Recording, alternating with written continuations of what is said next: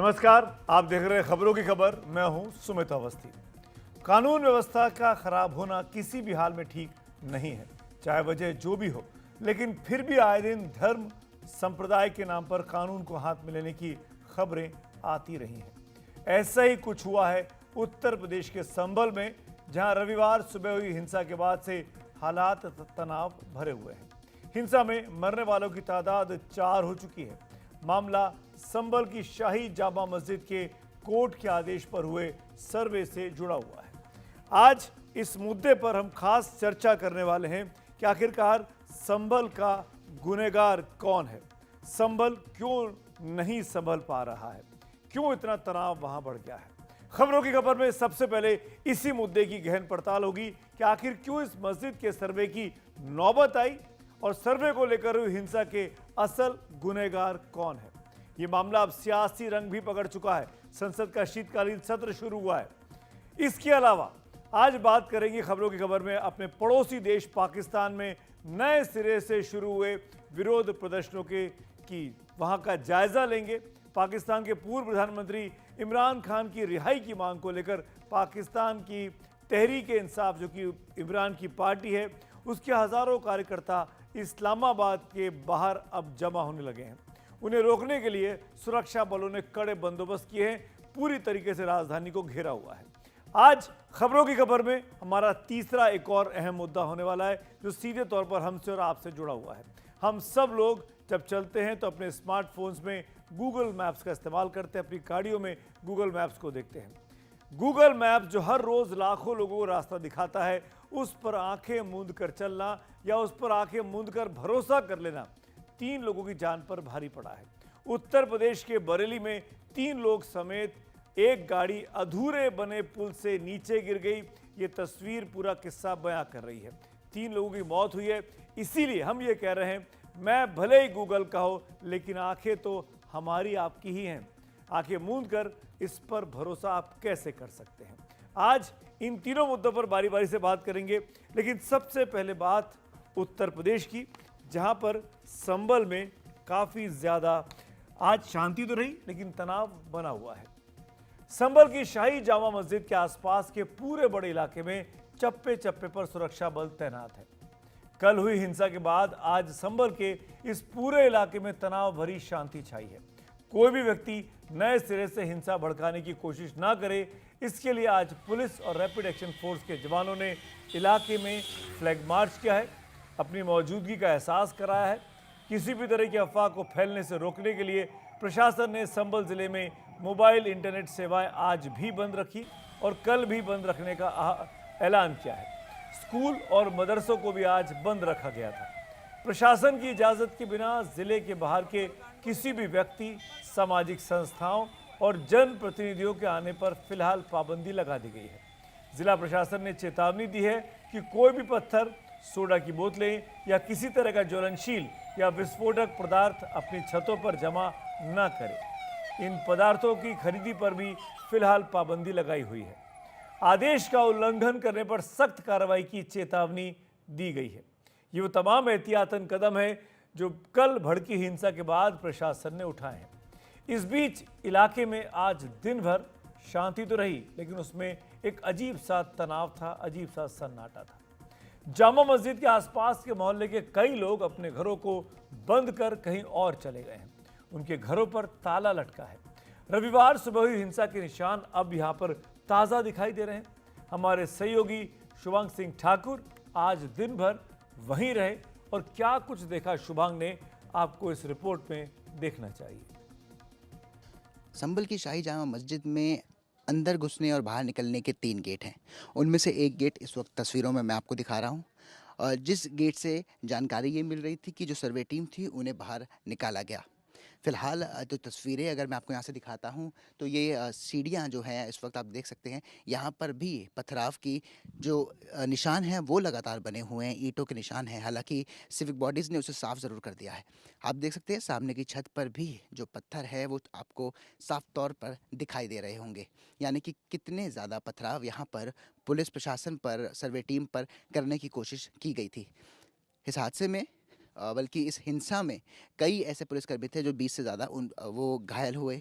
कई CCTV camera और drone कैमरों में तस्वीरें रिकॉर्ड की गई थी।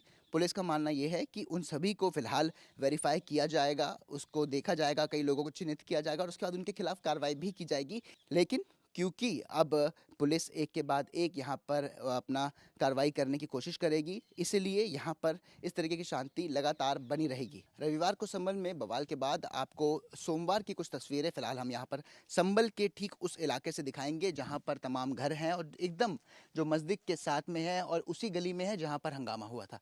आप देख सकते हैं कि यहाँ पर जो घर हैं उन्हें ताला बंद करके लोग फिलहाल चले गए हैं। कल बवाल होने के बाद ही से जो लोग थे वो अपने घरों को छोड़ कर यहाँ से जाने लग गए थे, क्योंकि दो बातें थी। एक, उन्हें डर था कि दोबारा उस तरीके की हरकत ना हो जिस तरीके से कल बड़ा बवाल हुआ, और दूसरा क्योंकि पुलिस ने भी कहा था कि जिन लोगों को सीसीटीवी कैमरा में देखा जाएगा, और साथ ही साथ पुलिस ड्रोन के ज़रिए भी निगरानी रख रही थी, तो उनका कहना था कि जो भी लोग पत्थरबाजी जैसे काम कर रहे थे या शरारती तत्वों वाला काम कर रहे थे, उन पर कड़ी कार्रवाई की जाएगी। उसके बाद से यहाँ पर फिलहाल आप देख सकते हैं कि पूरी गली, इस वक्त जो तस्वीरें हैं वो एकदम आपको शांत दिखाई देंगी। बिल्कुल भी यहाँ पर कल जैसी स्थिति नहीं है, एकदम शांति बनी हुई है। पुलिस बल लगातार यहाँ पर पेट्रोलिंग कर रहा है, फ्लैग मार्च कर रहा है, पुलिस के आला अधिकारी यहाँ पर आ रहे हैं और लोगों से भी बात कर रहे हैं। फिलहाल अब लोगों को बाहर निकलने की अनुमति है, ऐसा नहीं है कि उन्हें घरों में बंद रहना होगा। हालांकि पुलिस अपनी इंस्पेक्शन यहाँ पर लगातार करती रहेगी। संभल से अपने कैमरा पर्सन अशोक माले के साथ मैं शुभांग सिंह ठाकुर, NTV इंडिया। तो ये ताज़ा तस्वीर आप आज दिन भर की जो हुआ उसके बाद आपने देखा, और आपको बताएं कि आज दिन भर तनाव भरी शांति तो वहाँ पर मौजूद रही।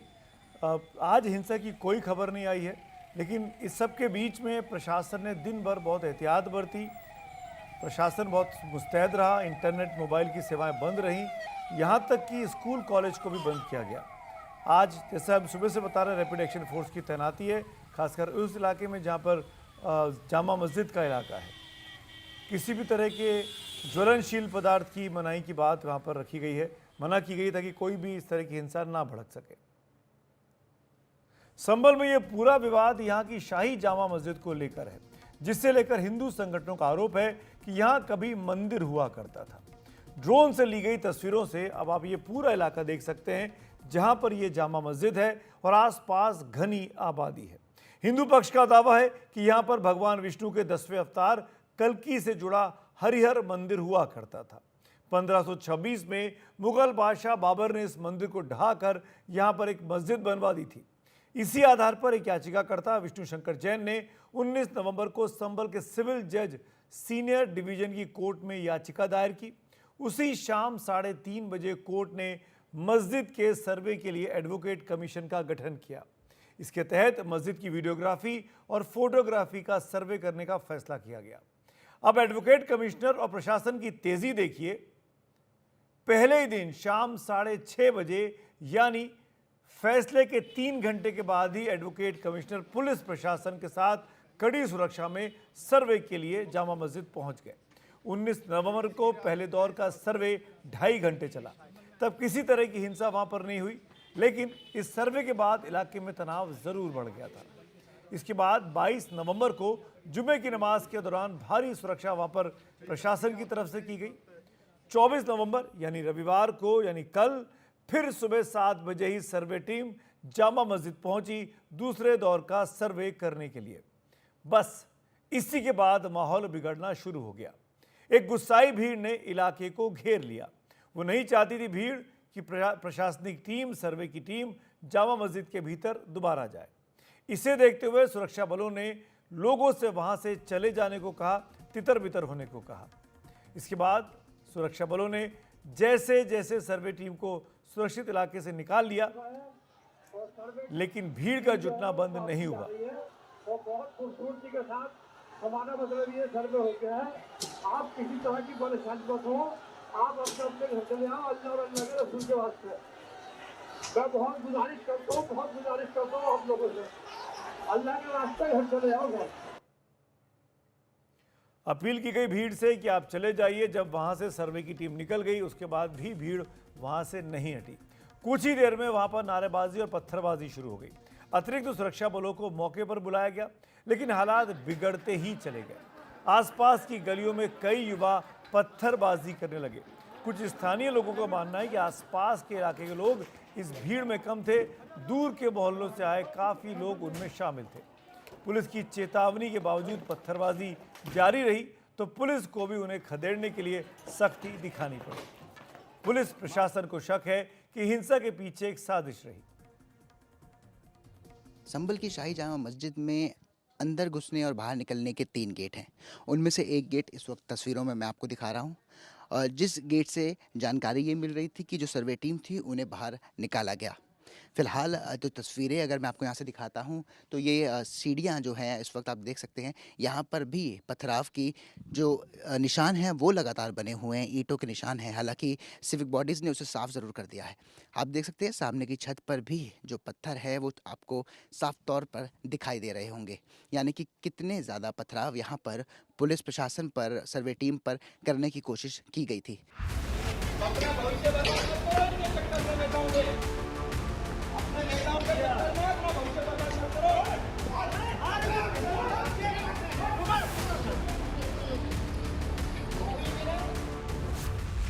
हिंसा से जुड़े कुछ वीडियो भी जारी किए गए हैं।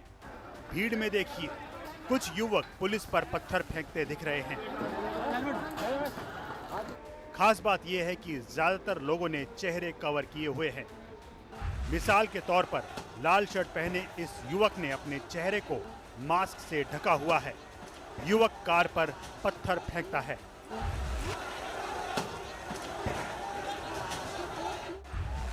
इसके बाद काली शर्ट पहने दिख रहा ये दूसरा शख्स भी कार पर पत्थर फेंककर हमला कर देता है।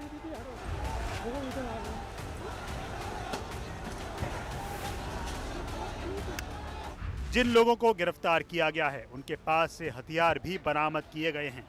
एक हथियार थोड़ा अलग किस्म का है जिसे देखकर लग रहा है इसके जरिए दोनों तरफ से हमला किया जा सकता है।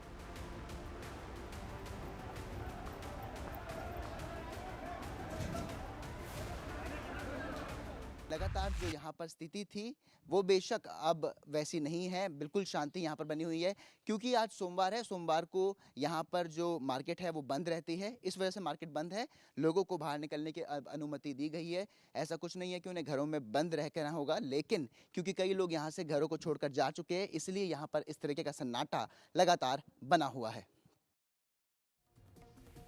इस हिंसा में मरने वालों की तादाद अब तक 4 हो चुकी है।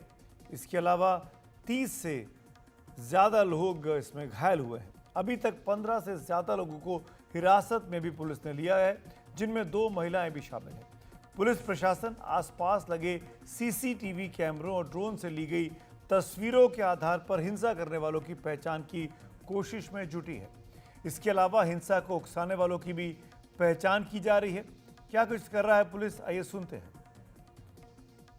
हमें जो अभी प्रतीति हुई है प्राइमा फेसी, वो ये लग रहा है कि रातों रात इसका हो सकता है प्लानिंग किया गया हो, और बाकी डिटेल जब इन्वेस्टिगेशन होगा उसके बाद पता चलेगा। सर बाहरी लोग भी थे क्या? कुछ इस तरह के क्लू मिलेगा कि बाहर से बड़ी संख्या में लोग आए थे? बहुत बाहर से तो मैं नहीं कहूँगा, लेकिन 10-15 किलोमीटर के एरिया से लोगों को बुलाया गया था। सर नाबालिगों की संख्या कितनी है, अगर आप नंबर बता पाएं जो डिटेन किए हैं? वर्तमान में 25 लोग हैं, लेकिन कुल लगभग 700-800 लोगों की संख्या है, तो एक एक करके आइडेंटिफाई करके सबको डिटेन किया जाए। जियाउर रहमान बर्क और सोहेल इकबाल नामक ये 2 नामजद अभियुक्त हैं, जिनको उन्होंने अभियुक्त बनाया है। उनके द्वारा बताया गया है कि भीड़ को इन लोगों ने भड़का के बलवे का रूप दिया। यह उल्लेखनीय है कि जियाउर रहमान बर्क को 168 BNSS का नोटिस जनपद संभल की थाना कोतवाली पुलिस द्वारा भी पूर्व में दिया गया था। उनके द्वारा पूर्व में भी भड़काऊ भाषण दिए गए थे। उस भड़काऊ भाषण के दौरान उनको बताया गया था कि आप इस तरीके के भाषण ना दें, इनसे बाज आएं, लेकिन उन्होंने उसके बाद भी भीड़ को उकसाने के लिए और जामा मस्जिद की हिफाजत कोर्ट एंड अनकोर्ट इस स्टेटमेंट के साथ में लोगों को मोबिलाइज करने का प्रयास किया। उसी मोबिलाइजेशन का कारण था कि जो कल जो आपने भीड़ देखी, एकाएक 8:45 पे लोग इकट्ठे हुए और उन लोगों ने इस तरीके की घटना को अंजाम दिया। उधर इस मामले में पुलिस प्रशासन की भूमिका पर भी सवाल उठे हैं। संभल से सांसद और जिनके नाम FIR में, जिनका नाम अभी पुलिस के अधिकारी ले रहे थे, जियाउर रहमान बर्क जो कि सांसद है संभल के, उनका नाम FIR में पुलिस ने नामजद किया है। लेकिन सांसद का आरोप है कि पुलिस ने फायरिंग के लिए प्राइवेट पिस्तौल का इस्तेमाल किया ताकि ये आरोप लगाया जा सके कि लोगों की तरफ से ही फायरिंग हुई थी और पुलिस की गोली से इन लोगों की मौत नहीं हुई है। सुनते हैं क्या कहना है जियाउर रहमान बर्क का। हमारे साथ हैं संभल के सांसद है जियाउर रहमान बर्क। जो संभल की जो घटना हुई, 4 लोगों की मौत हो गई है और कई सारे लोग घायल हो गए हैं, क्या कहेंगे आप? 4 नहीं 5 लोगों का हमारे नौजवानों की जान जा चुकी है और इस घटना के पीछे पुलिस प्रशासन जिम्मेदार है। जिन लोगों ने और इस घटना को अंजाम दिया है, मैं चाहता हूं उनके खिलाफ पुलिस प्रशासनिक अधिकारियों के खिलाफ मुकदमा दर्ज होना चाहिए और उनके खिलाफ 302 का मुकदमा दर्ज हो गया, क्योंकि उन्होंने सिर्फ हैरानी की बात ये सरकारी नहीं प्राइवेट असलों से गोलियां चलाई हैं। और जिन लोग हमारे ख़त्म हुए हैं उनके परिवार वालों को अगर इंसाफ दिलवाना है तो उनके खिलाफ मुकदमा दर्ज होना चाहिए और वो लोग जेल में जाएं, जिससे कि उनके परिवार को इंसाफ मिल सके और आने वाली कोई इस प्रकार की कोई अधिकारी कानून को अपने हाथ में नहीं ले सके। लेकिन प्रशासन का ये कहना है कि कोर्ट का आदेश था और उसको लेके जांच चल रही थी, सब कुछ ये हो रहा था। कोर्ट का आदेश था तो मैं पूछना चाह रहा हूँ, सर्वे तो हो चुका था और ऐसा कौन सी इमरजेंसी थी कि जब 19 तारीख में कोर्ट के आदेश के बाद आप तुरंत विदिन 1 to 2 आवर्स के अंदर आप सर्वे करने के लिए पहुँच गए। अगर कोर्ट का आदेश था तो दोबारा सर्वे करने का क्या मतलब बनता था?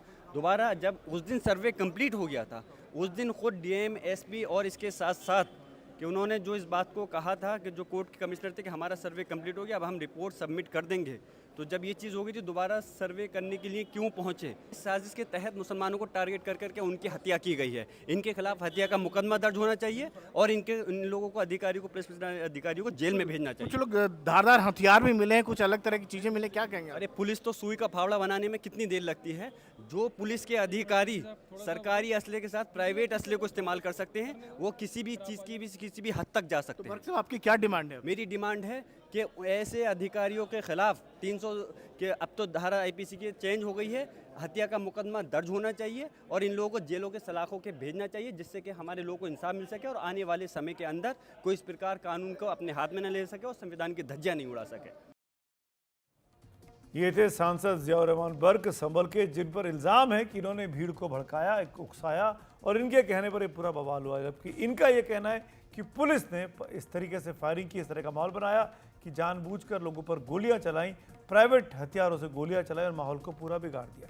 इस बीच लगातार ये सवाल उठ रहा है कि एक बार जब मस्जिद का सर्वे 19 नवंबर को हो चुका था तो दोबारा रविवार को यानी कल क्यों सर्वे करने के लिए टीम वहां पर पहुंची? सपा अध्यक्ष अखिलेश यादव ने भी आज यही सवाल प्रशासन से उठाया। दिनांक 23 तारीख को रात पुलिस प्रशासन द्वारा कहा गया कि 24 तारीख को यानी अगले दिन सुबह को दोबारा सर्वे किया जाएगा। आखिरकार पहले एक बार सर्वे हो गया, ये आदेश पुलिस प्रशासन को किसने दिया कि दोबारा सर्वे आपका होगा? जब पहले सर्वे में सब लोगों ने सहयोग मदद की, पूरा सर्वे हुआ, किसी को आपत्ति नहीं थी सर्वे पर, लेकिन जानबूझ कर करके आगे शाही जामा मस्जिद की कमेटी और अधिवक्ता ने कहा कि एक सर्वे तो मुकम्मल हो चुका है, अब दूसरे सर्वे की क्या आवश्यकता है? कोर्ट के आदेश का हमने पालन कर दिया, अगर दूसरा सर्वे करना है तो दोबारा आदेश करवाएं, कोर्ट के आदेश के बाद हम दोबारा सर्वे करा देंगे। लेकिन जिलाधिकारी संभल और पुलिस अधीक्षक संभल ने कोई सुनवाई नहीं की।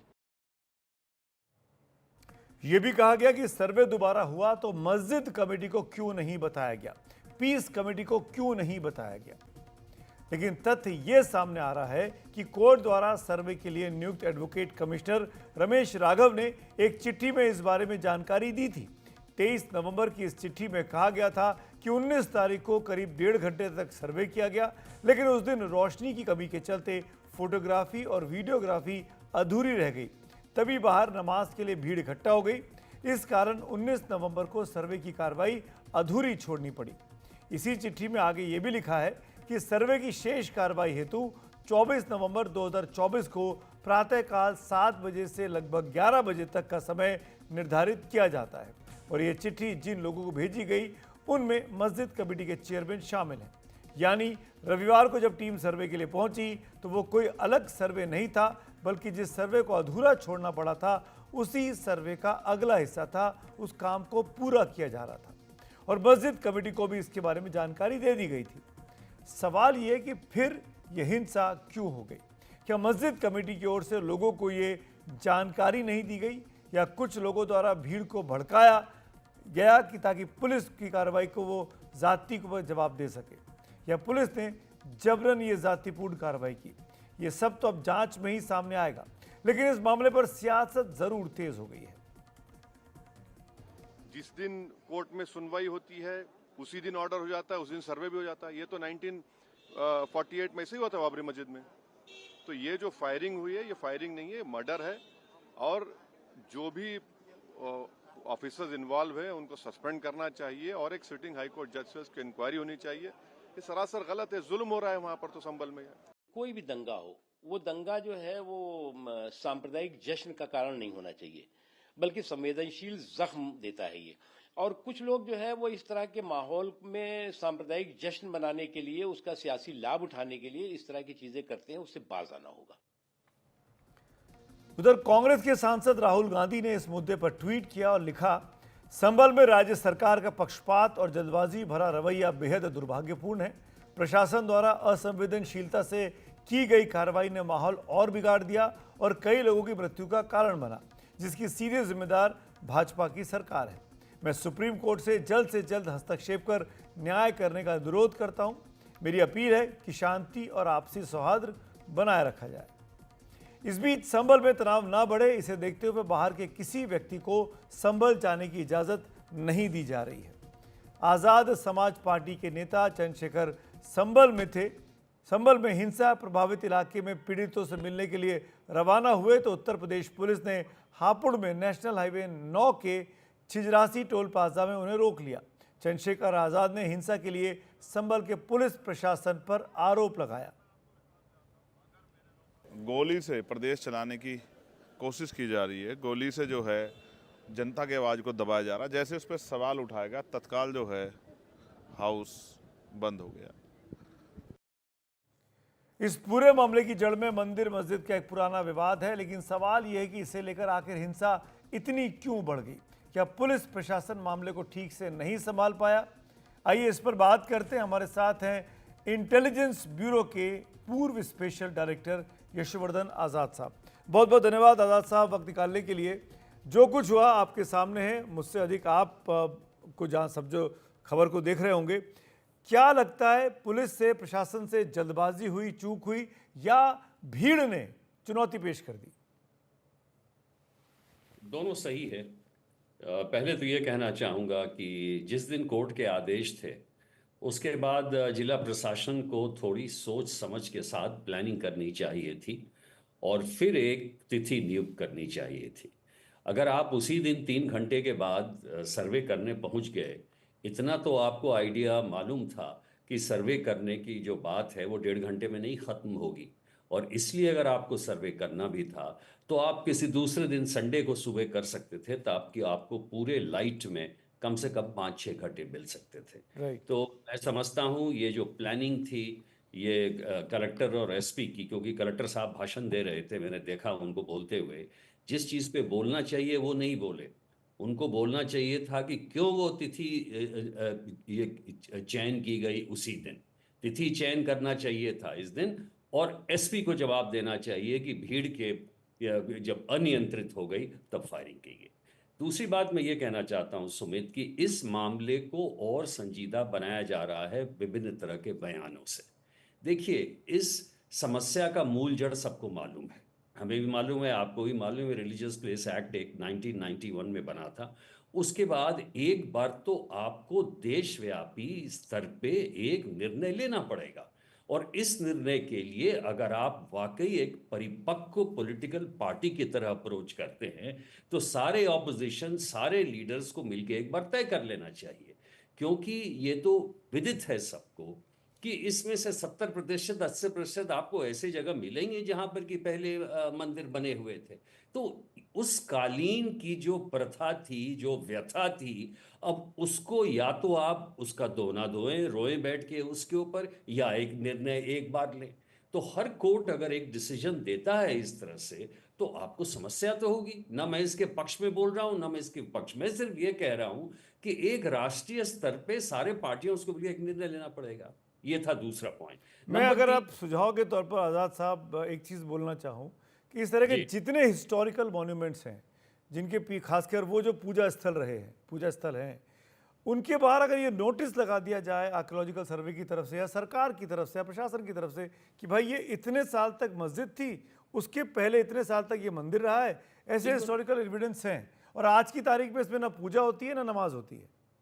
बिल्कुल, मैं समझता हूँ इससे अच्छी बात, बल्कि इसका मैं आगे ये कहने वाला था, क्योंकि मेरे साथ समय नहीं है, इसका डॉक्यूमेंटेशन होना चाहिए। सुमित, आज जितने रिलीजियस साइट्स इस तरह के हैं, शाही जितने भी प्रमुख ऐसे साइट्स हैं जिसके बारे में सबको मालूम है, ASI प्रोटेक्टेड हैं, कुछ ऐसे हैं जो कि अब आ गए हैं चर्चा में, उनके बारे में एक देशव्यापी आपको आह्वान कुछ तो करना पड़ेगा, प्लानिंग करनी पड़ेगी और जानकारी देनी पड़ेगी। तीसरी बात जो कि बहुत महत्वपूर्ण है कि इस तरह से पुलिस को गाली देना बड़े राजनीतिज्ञों द्वारा बहुत ही गलत है, या प्रशासन को गाली देना। क्या रुचि थी कोई कलेक्टर की कि SP की कि बैठ के फायरिंग करेंगे?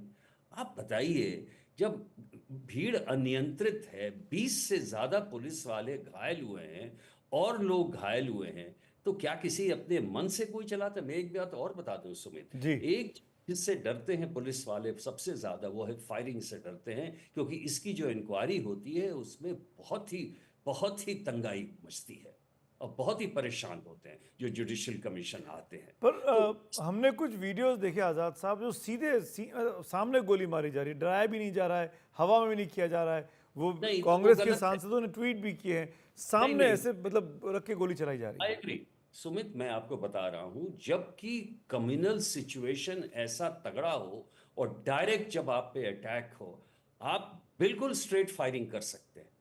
आपको ये समय नहीं है ऊपर नीचे देखने का, टांग में गोली मारेंगे, इसके पहले कि आप पत्थर खा के गिर जाएं। आप देखिए, दिल्ली में 2 कांस्टेबल्स के ऐसे मर्डर हो चुके हैं। इसमें जब भी आप जाएं, आपको आर्म्ड होके ये हमें एक्सेप्ट करना पड़ेगा कि आप पुलिस को अटैक नहीं कर सकते हैं। भाई, पुलिस ने तो नहीं किया वो सर्वे, कलेक्टर ने तो खुद सर्वे नहीं किया, कोर्ट ने ऑर्डर दिया था। तो ये जो जवाबी प्रतिक्रिया है, इसमें पुलिस को ये सिखाना कि आप ऐसे नहीं, पहले झंडे दिखाएं, पहले लाउडस्पीकर पे बोले, वो समय तो नहीं रहता है। ऑपरेशनल हिसाब से आप इसमें जिला प्रशासन इसको गाली नहीं दे सकते। जो मूल जड़ है उसमें आप उसको क्या तय करें, ये बात सही है। इंटरनेट आपने बंद किया, ज्यादा दिन बंद नहीं कीजिए, इस बात को मानता हूं। प्रोहिबिटरी ऑर्डर्स जितना कम से कम आप कर सकें वो ठीक है, लेकिन फायरिंग कब करें? हाँ, अगर उन्होंने वो प्राइवेट असला और इसका यूज किया है, उसके खिलाफ आप कार्रवाई करें, क्योंकि इसमें कोई जरूरत ही नहीं है। सामने क्राउड है, ड्रोन से आप देख रहे हैं, CCTV से देख रहे हैं, क्या फिल्म कर रहे हैं, कोई जरूरत नहीं है आपको प्राइवेट एम्यूनेशन यूज करना। आज़ाद साहब, वक्त की कमी है, लेकिन हम तो ये भी जानना चाहेंगे प्रशासन से, DM से, कलेक्टर साहब से, कि आखिरकार उन्होंने एफर्ट क्या किए कि दोनों कम्युनिटीज़ को बिठा के बात कर ली जाए कि भाई हमको सर्वे करना है और हमको सर्वे करने के लिए इतना समय चाहिए और ये ज़रूरी है, कोर्ट का आदेश है। अगर ये भी प्रयास किया गया या नहीं किया गया, अगर किया गया है तो पब्लिक में आना चाहिए, प्रशासन को बताना चाहिए कि उन्होंने प्रयास किया या नहीं किया, मस्जिद कमेटी को बताने का, पीस कमेटी को बताने का, और उनके भरोसे के बाद वो आगे बढ़े या नहीं बढ़े। इसीलिए इस तरह की सवाल खड़े होते हैं, जो जैसे सवाल मैं आपसे कर रहा था। पुलिस के इंटेंशन पर, पुलिस के कार्रवाई पर हमको कोई सवाल नहीं करना। अगर पुलिस पर हथियार चलेंगे, पत्थर चलेंगे, तो वो जवाबी कार्रवाई करेगी, जैसा कि आप बोल ही रहे थे। वक्त की कमी है sir, thank you so much. आपके साथ बात करके कुछ मामले समझ में आए कि आखिरकार हुआ क्या होगा, लेकिन अभी भी संभल में बहुत कुछ संभालना है और उस संभालने के लिए प्रशासन को, सरकार को, जिम्मेदार लोगों को बहुत जिम्मेदारीपूर्ण कदम भी उठाने होंगे। आगे चलते हैं और अब आते हैं एक और अहम मुद्दे पर जो पाकिस्तान से जुड़ा है।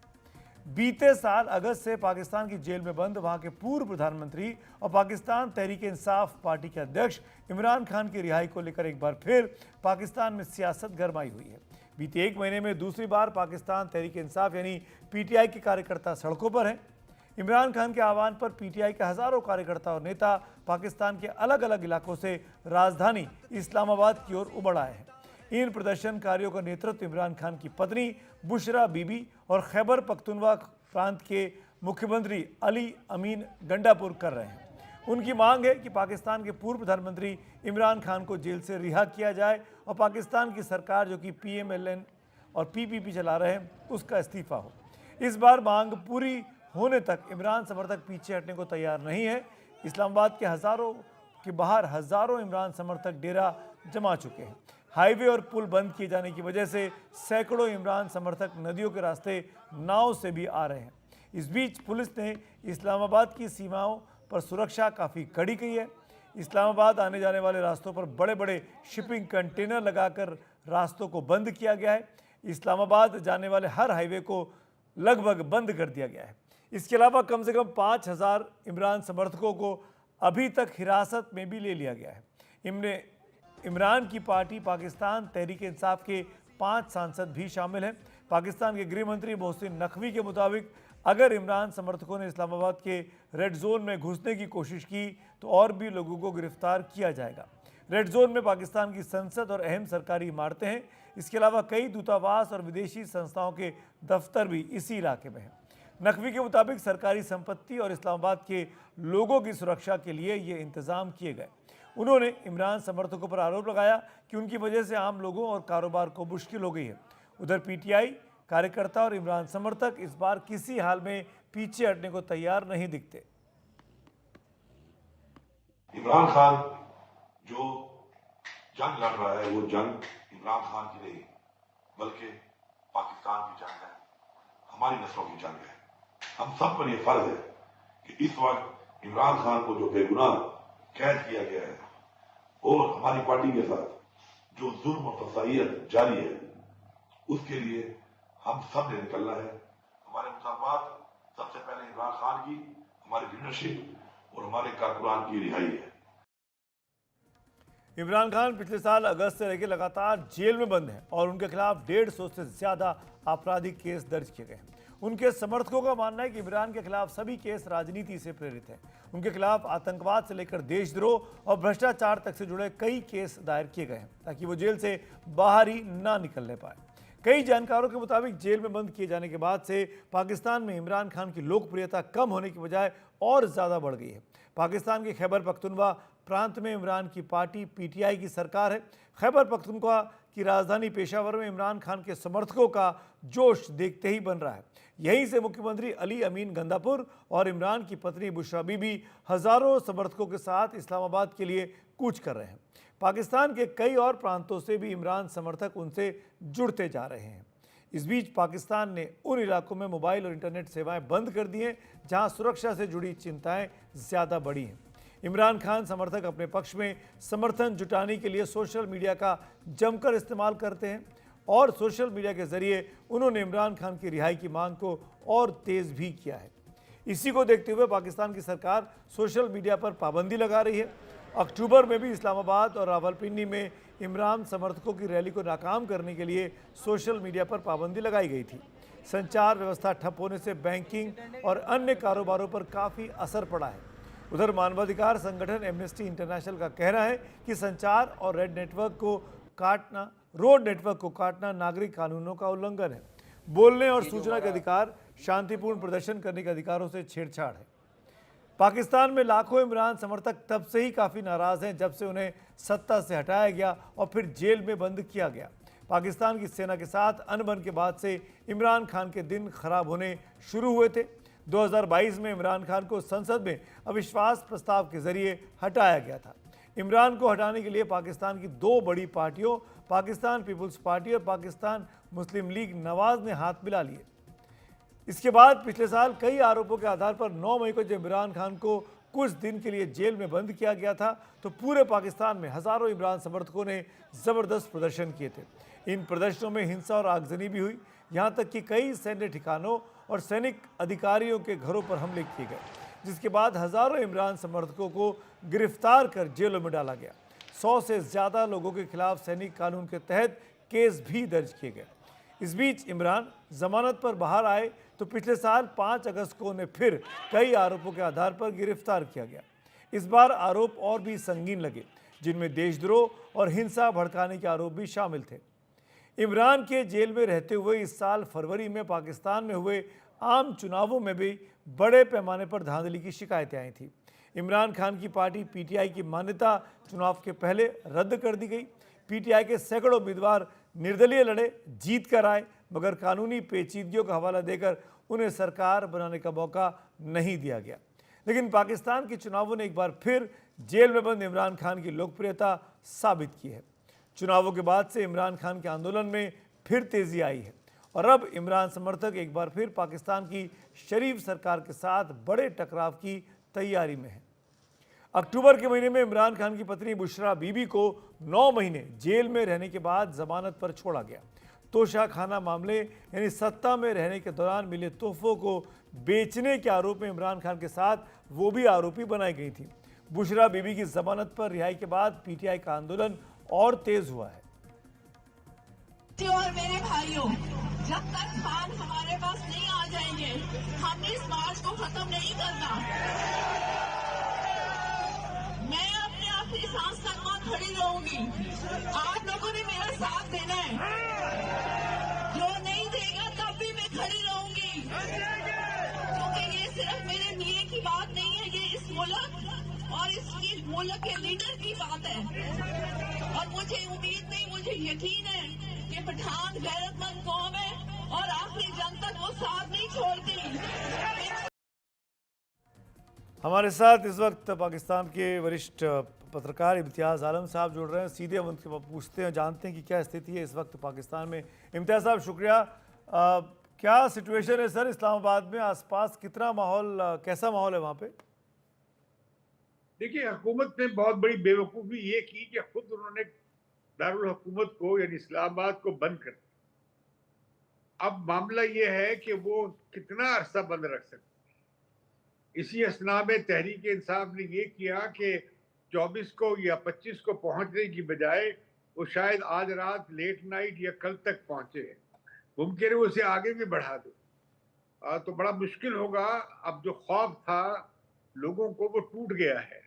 हजारों लोग गिरफ्तार हुए हैं और पंजाब के तकरीबन हर शहर से छोटे छोटे कस्बों से भी जुलूस निकले हैं जिन्हें रोक दिया गया। लेकिन ये जो पख्तूनख्वा से जुलूस और आ रहे हैं और बलूचिस्तान और सिंध से बदरिया पख्तूनख्वा जो लोग पहुंचे हैं वो अब इस्लामाबाद के 30, 40, 50 किलोमीटर के रेंज में आ गए हैं। पिंडी में भी लोग निकल आए हैं। लेकिन अब बड़ी अहम डेवलपमेंट हुई है कि आज पीटीआई के चेयरमैन ने बैरिस्टर साहब ने मुलाकात की है इमरान खान के साथ जेल में। लगता ये है कि इमरान खान से राब्ता किया गया है और इनसे बाहर भी राब्ता किया गया है। बीच में एक बड़ा ही खौफनाक बयान दिया है कि एक गोली मारोगे तो 10 गोली मारेंगे। चीफ मिनिस्टर जो है मुख्यमंत्री खैबर पख्तूनख्वा के, उन्होंने कहा कि एक गोली मारोगे तो हम 2 गोलियां मारेंगे। और ये उनका बयान, वो वापस चले गए हैं पेशावर, फिर वो ज्वाइन करेंगे। लेकिन इस्लामाबाद में मिनिस्टर्स एनक्लेव में जो पीटीआई के वफद की और हुकूमत के वफद की अब बातचीत शुरू हो गई है और बातचीत चल रही है जी। और उसमें एक तजवीज़ ये आई है कि ये जो डी चौक है यानी जो रेड जोन है वहाँ पे नहीं आएंगे और उसके करीब ही एक पेशावर मोड़ पे एक बड़ा ग्राउंड है, वहाँ पे अगर वो आ जाए। इम्तियाज़ साहब, एक चीज़ और मैं आपसे पूछना चाहूँगा, इमरान की रिहाई तो कोर्ट से होगी, क्या ऐसी भीड़ इकट्ठा करके इस्लामाबाद को घेर के क्या इमरान की रिहाई पॉसिबल है?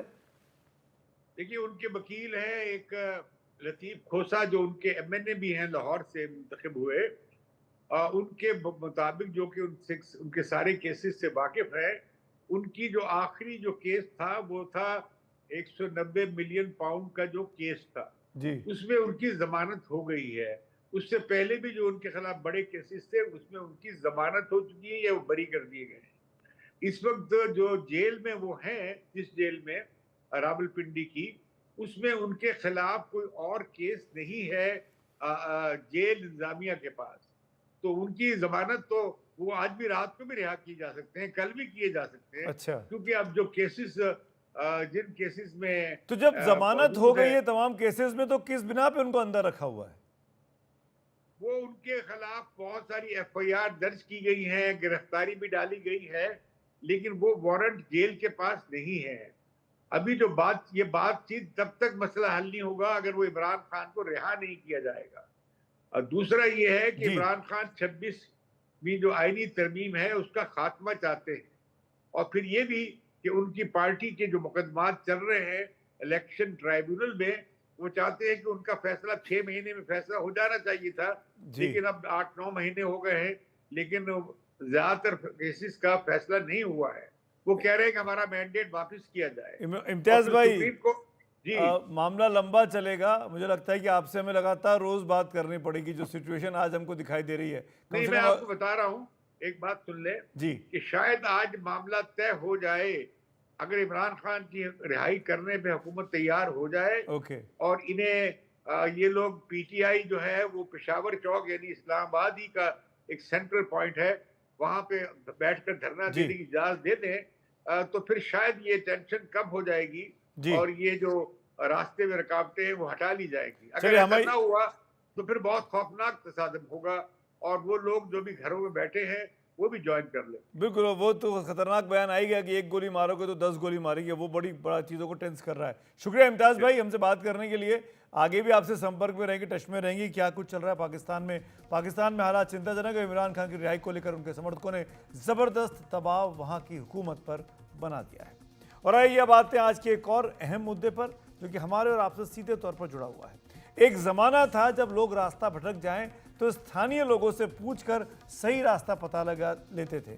किसी के पास रुक गए, पूछ लिया, पान की दुकान पे रुक गए, चाय की दुकान पे पूछ ले कि वो रास्ता कहाँ पड़ेगा, उसका घर कहाँ पड़ेगा। लेकिन अब वो ज़माना धीरे धीरे खत्म हो चला है। अब मोबाइल फ़ोन रखने वाले अधिकतर लोग रास्ता पता करने के लिए गूगल मैप की मदद लेते हैं, लेकिन कई बार गूगल मैप भी धोखा दे जाता है। इसीलिए ज़रूरी है कि खुद भी रास्ते को लेकर सचेत रहें।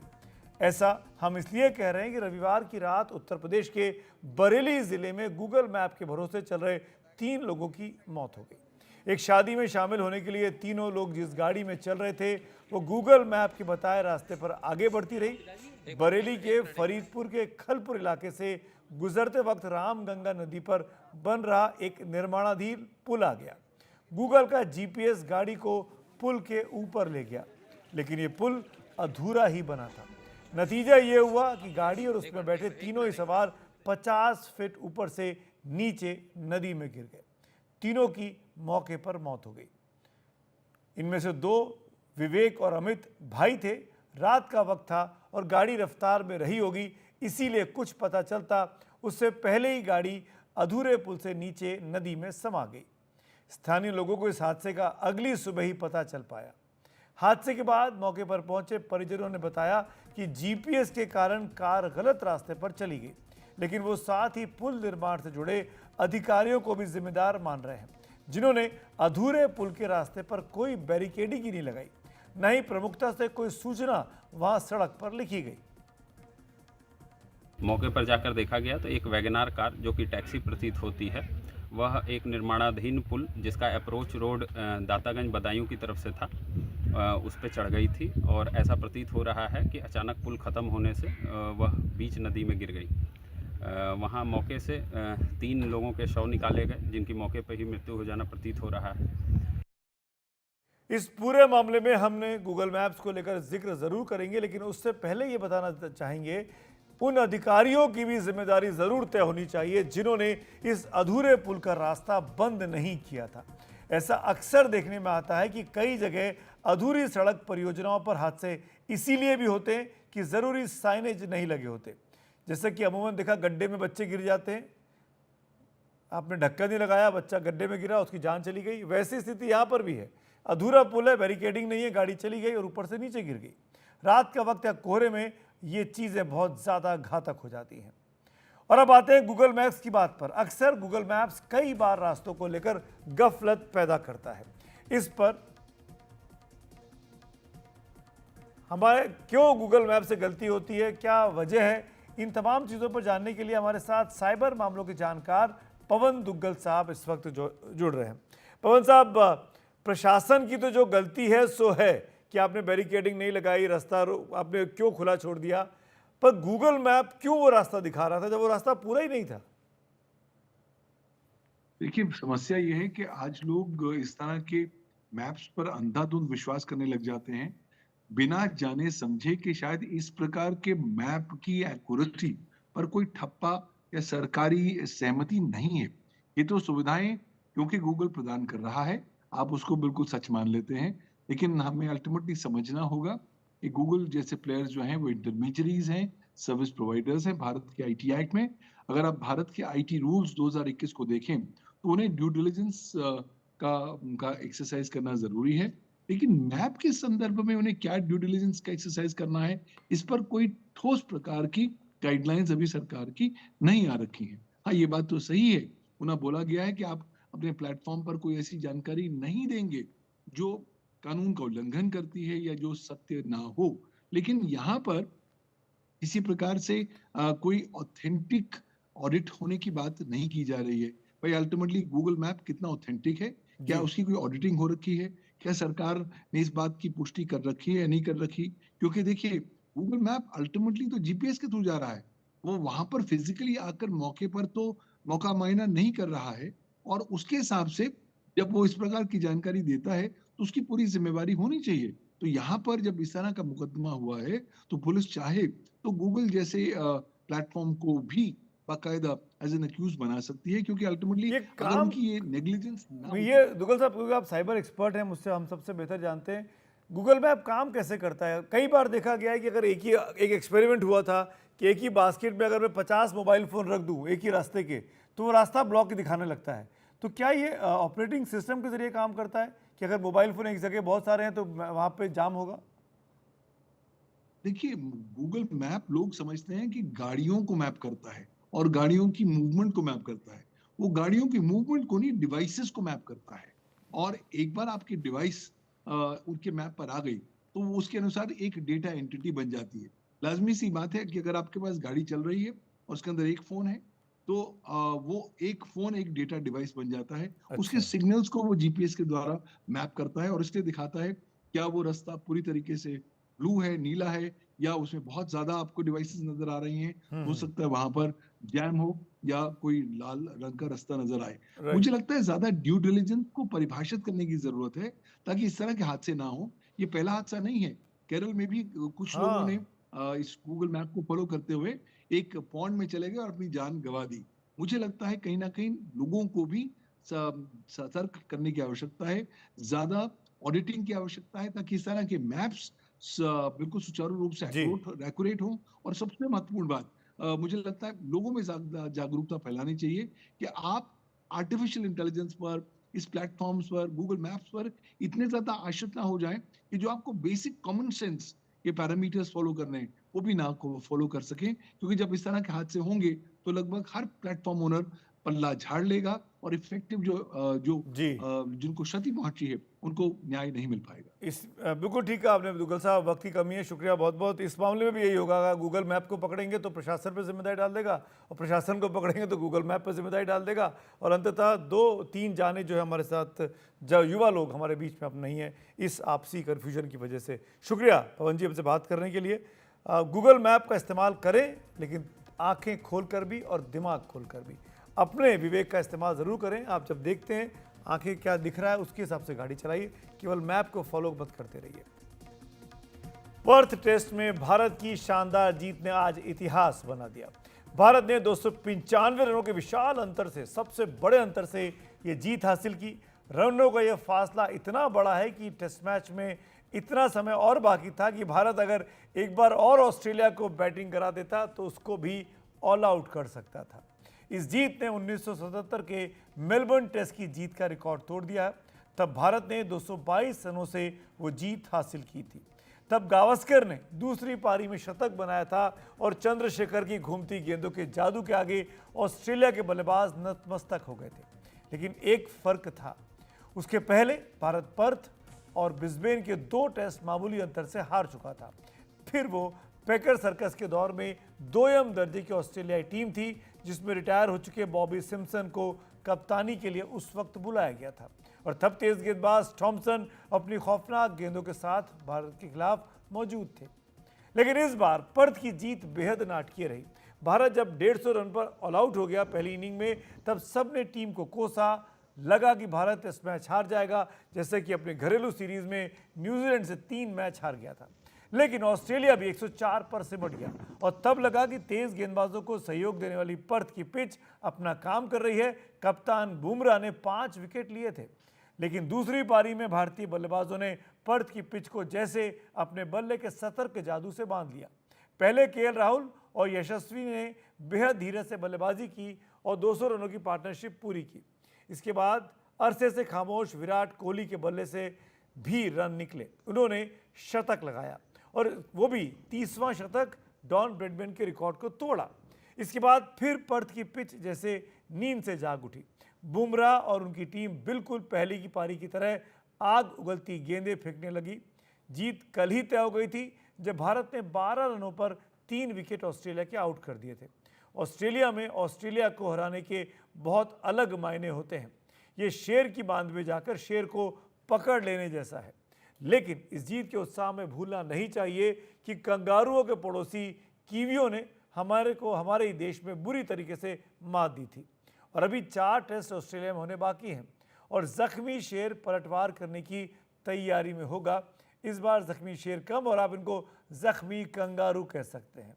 बहरहाल ये जीत सबको मुबारक, ये याद दिलाते हुए कि अगले 4 टेस्ट भी पूरे इम्तहान वाले हैं और टेस्ट मैचों की वर्ल्ड चैंपियनशिप में आगे बढ़ना है तो इसमें भी भारत को चैंपियनों जैसा खेल दिखाना होगा और इस सीरीज़ के बाकी 4 मैचों में से 3 में जीत और 1 में ड्रॉ हासिल करना होगा, तभी वो आईसीसी रैंकिंग में नंबर 1 की पोजीशन पर होंगे और आईसीसी टेस्ट का फाइनल खेल पाएंगे। तो आज मेरे साथ खबरों की खबर में फिलहाल इतना ही। शुभ रात्रि।